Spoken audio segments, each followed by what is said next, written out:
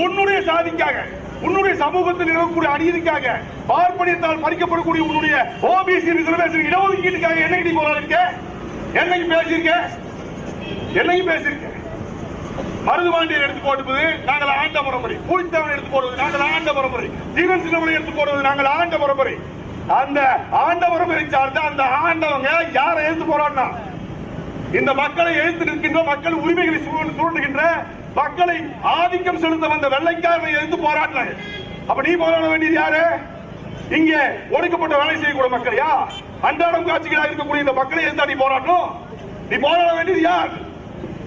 உன் வேலை வாய்ப்பை பறிக்கின்ற, உன் இடஒதுக்கீட்டை பறிக்கின்ற, உன் அனைத்தையும், உன் வாழ்வாதாரத்தை பறிக்கின்ற ஆட்சி அதிகாரத்தை எந்தளவா நீ போராட வேணும்.